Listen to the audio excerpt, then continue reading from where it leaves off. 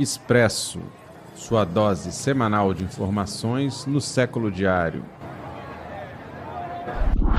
Buenos dias! Está no ar o Expresso, o programa que traz toda sexta-feira um resumo diário dos acontecimentos da semana no Espírito Santo, sob o olhar crítico do Século Diário. O programa vai ao ar nos canais do Século Diário no YouTube, no Spotify e outras plataformas de áudio e no site seculodiario.com.br.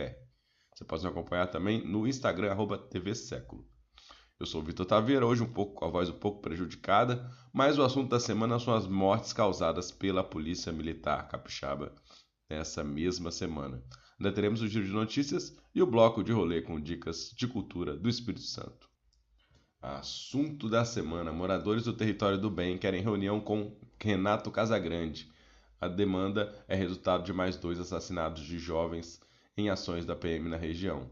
Uma reunião foi realizada na terça-feira na praça do bairro São Benedito, em Vitória, e ficou decidido que a Comissão de Direitos Humanos da Ordem dos Advogados do Brasil, a OAB do Espírito Santo, vai contatar o governador Renato Casagrande, do PSB, para agendar uma conversa com ativistas de direitos humanos e representantes das comunidades para discutir a violência policial na região que fica em Vitória. A reunião foi motivada justamente pelo assassinato de mais 2 jovens no bairro São Benedito na última segunda-feira.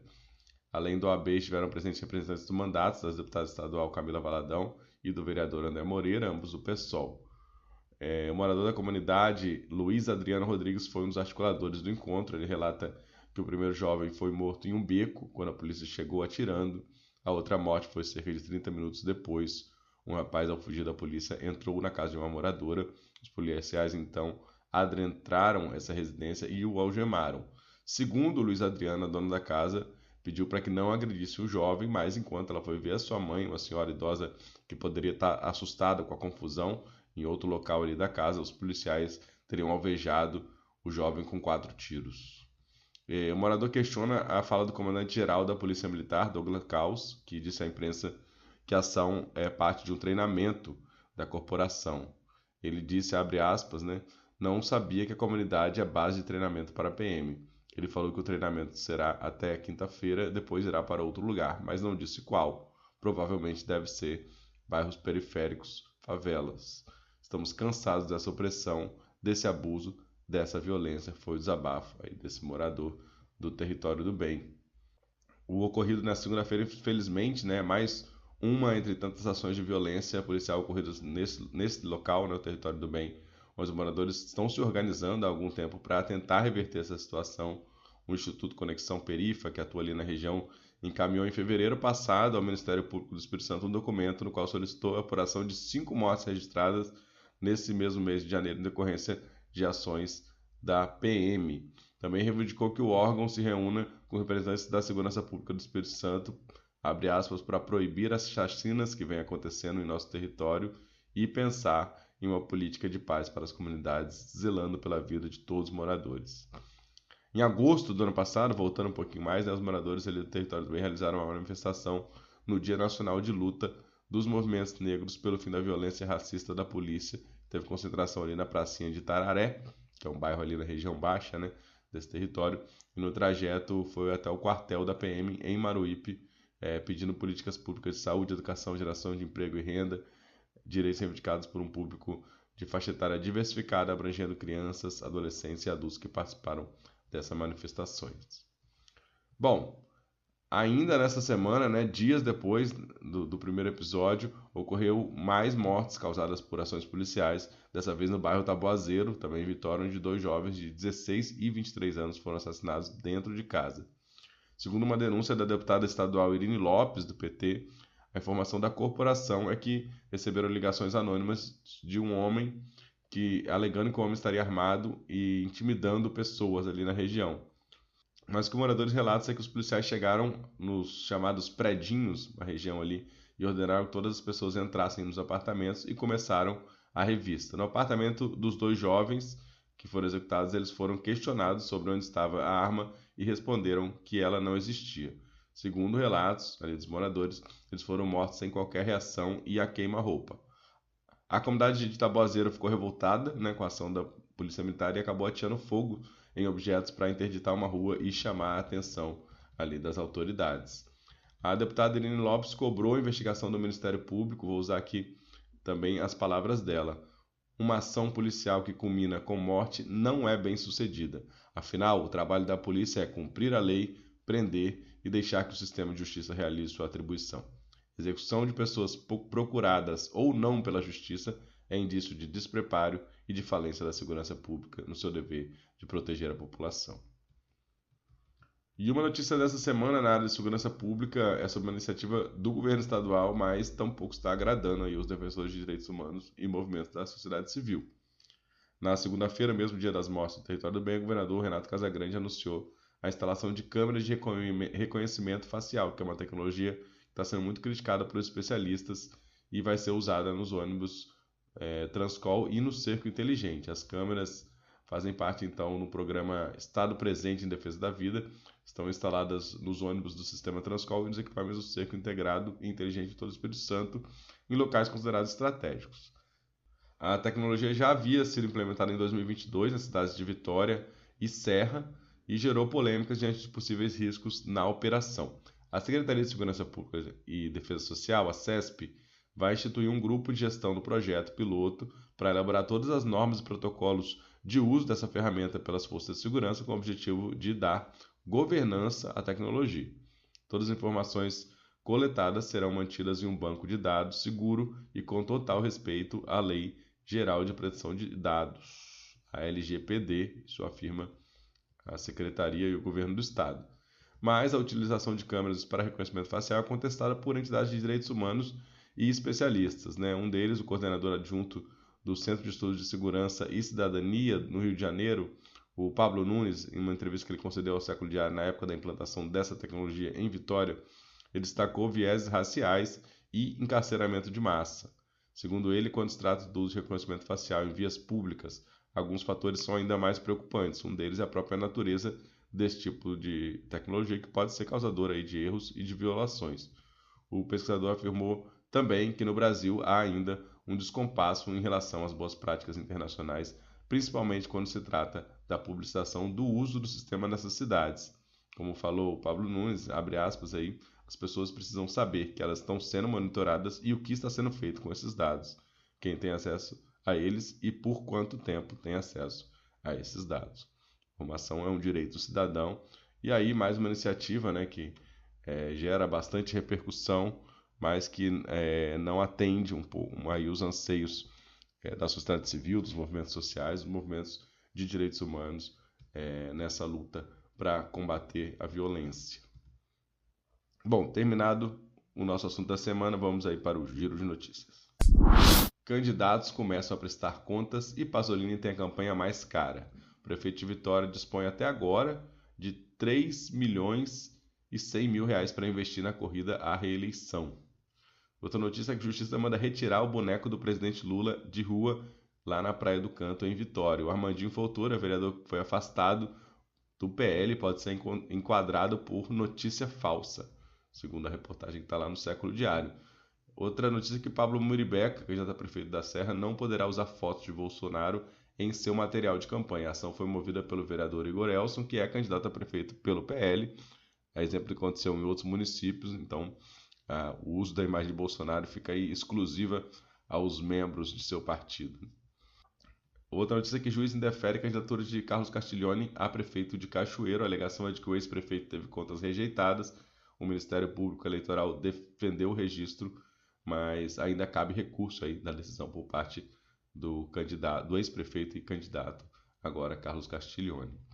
Outra questão aí na política estadual, a candidatura do prefeito de Conceição da Barra foi impugnada. O Mateuzinho do Povão permaneceu como interino por 6 meses e depois se elegeu prefeito. Ele era presidente da Câmara na ocasião do afastamento do prefeito e do vice-prefeito.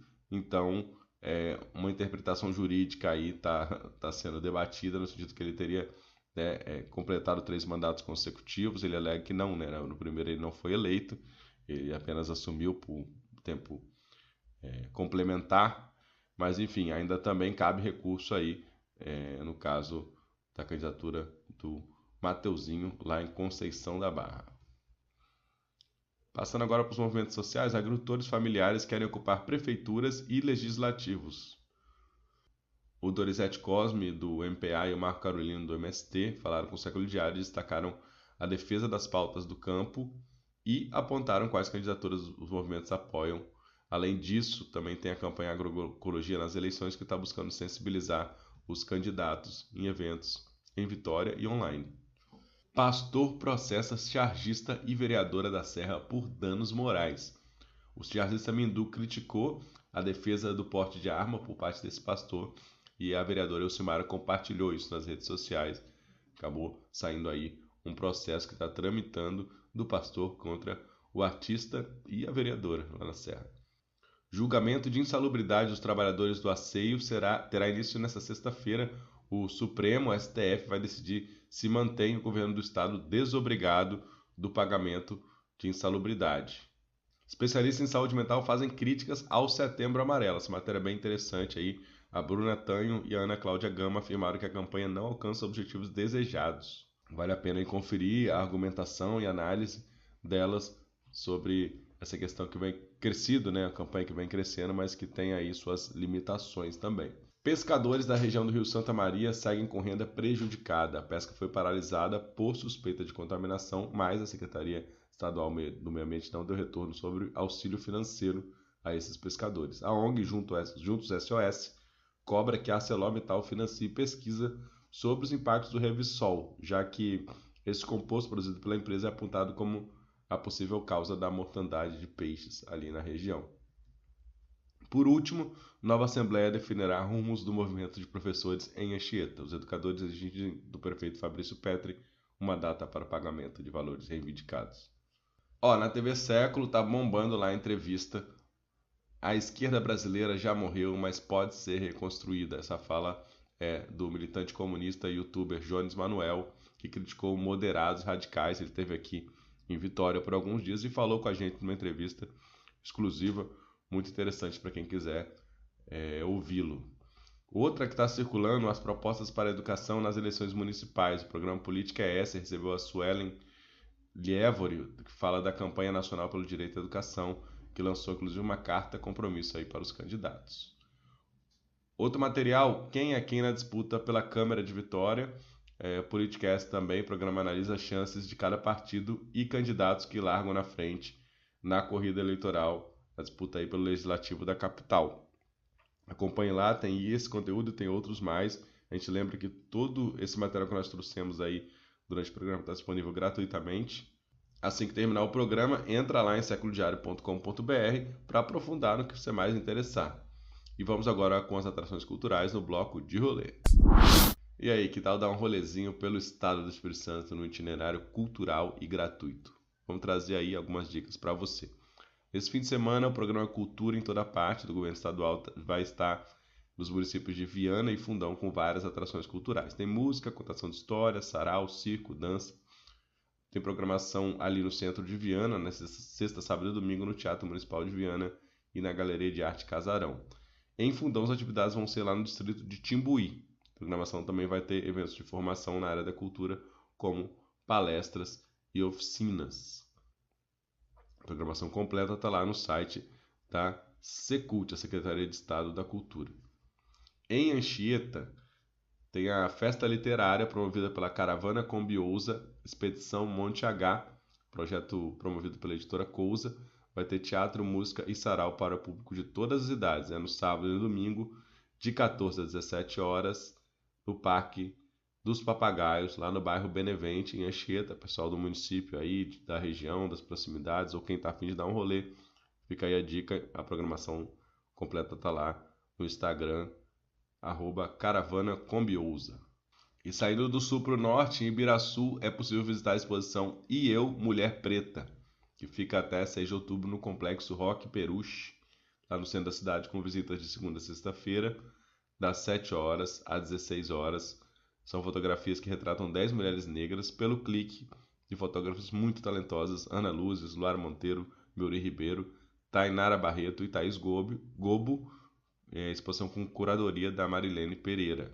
Na Grande Vitória, em Vila Velha, várias atrações de música, cultura e esporte, com o Festival do Sol, no sábado, de 9 da manhã até 9 da noite, então o dia inteiro lá na prainha. Vai ter apresentação gratuita dos artistas capixabas Dan Abranches, Ariel Morena, Chorou Bebel, Terra Brasília Jazz Band e André Prando, além do DJ Zap. A programação tem ainda É a exposição de 4 artistas em live painting, técnica de pintura ao vivo ali, né, enquanto com música e tal, oficina de reciclagem e vai ter também a peça teatral infantil A Baleia Jubarte, com 30 bonecos de material reciclado. Então, muito boa pedida aí quem quiser colar na prainha no sábado, de 9 da manhã até 9 da noite. No domingo, dia 15, uma oportunidade única aí, a apresentação da Escrita dos Invisíveis, novo espetáculo solo da dançarina Yurie Perazini. Começa às 20 horas, com entrada gratuita, mas sujeita à lotação máxima do local, que é a Casu Vix, ali na rua Marechal Floriano, número 640, em Maruípe, Vitória. Então, quem quiser ir lá no domingo, às 20 horas, chegar um pouquinho mais cedo, né, para garantir sua vaga para assistir a Escrita dos Invisíveis, projeto que está aí estreando, circulando já por alguns lugares do Espírito Santo. É isso, galera. Essa foi mais uma edição do Expresso do Século Diário, com produção e locução minha, Vitor Taveira, e reportagens de Manaíra Medeiros, Roberto Junquilho, Elaine Dalgobo, Lucas Chuina e Maria Friedrich. Gostou do programa? Envie sua opinião, sua sugestão, curta, compartilhe, ajuda a difundir esse conteúdo e fortalecer a imprensa alternativa independente capixaba. Continue acompanhando o noticiário em seculodiario.com.br e siga já nossos canais do Século Diário no YouTube, no Spotify e plataformas de áudio para receber em primeira mão nossos conteúdos multimídia. A gente volta na próxima sexta-feira com mais uma edição do Expresso, com as notícias mais importantes da semana, sob uma visão crítica da realidade. Bom fim de semana e até logo.